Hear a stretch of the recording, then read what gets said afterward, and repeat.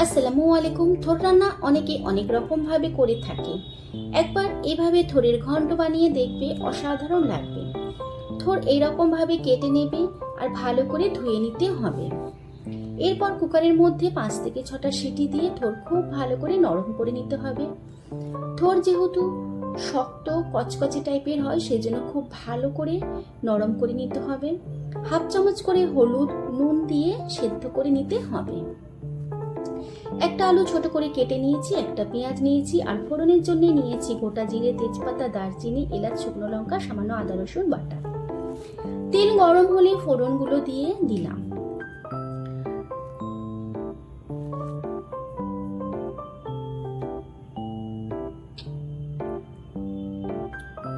ফোড়নগুলো লাল করে ভেজে নিলাম, তারপর পেঁয়াজ দিয়ে দিলাম।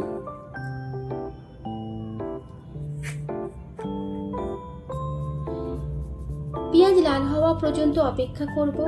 পেঁয়াজ লাল করে ভাজা হয়ে এলে কেটে রাখা আলু দিয়ে দিলাম।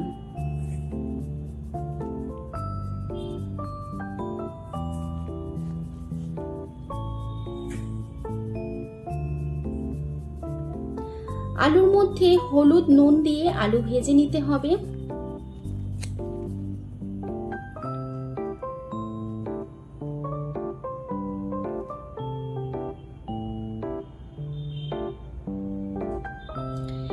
এদিকে থোরে 5 থেকে 6টা সিটি হয়ে গেলে থোর ছেঁকে নিতে হবে।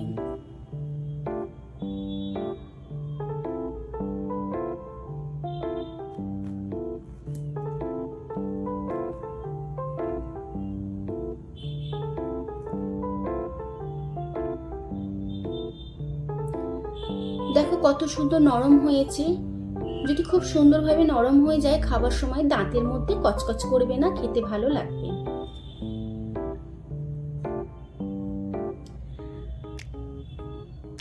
আলু ভাজা হয়ে এলে এর মধ্যে কিছুটা আদা রসুন বাটা দিলাম।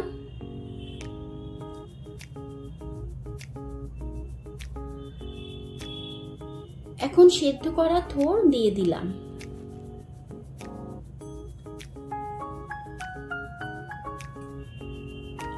থোর ভালো করে আলুর সাথে ভেজে নিতে হবে।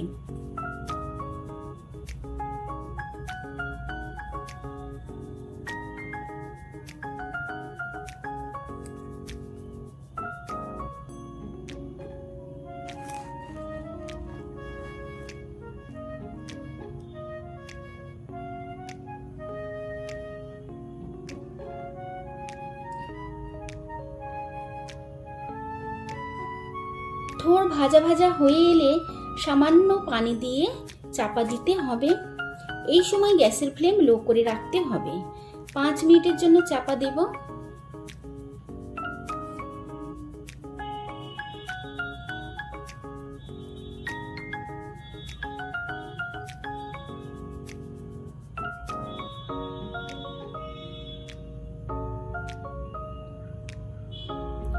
পাঁচ মিনিট পর ঢাকা খুলে দেখবো কতটা নরম হয়েছে। দেখো খুব সুন্দরভাবে সবকিছু নরম হয়েছে, থোর ভাজা ভাজাও হয়ে এসেছে। এখন এই সময় চিনি দিলাম। চিনি দিলে টেস্ট খুব ভালো হয়। চিনি খেতে যারা পছন্দ করো না, তারা চিনি না দিয়েই রান্না করে নেবেন। এরপর 1 চামচ ঘি দিয়ে ভালো করে মাখিয়ে নিলে রান্না একেবারে রেডি হয়ে যায়।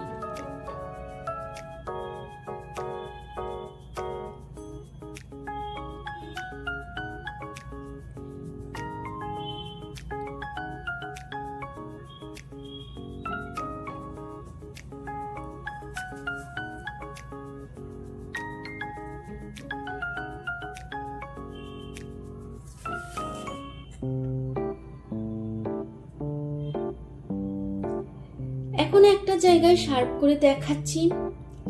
এই রান্না ভালো লাগলে ভিডিওটি লাইক ও শেয়ার করবে।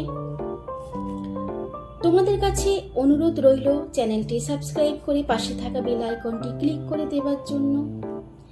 এই রেসিপি কেমন লাগলো অবশ্যই কমেন্ট বক্সে জানাবে। আল্লাহ হাফেজ।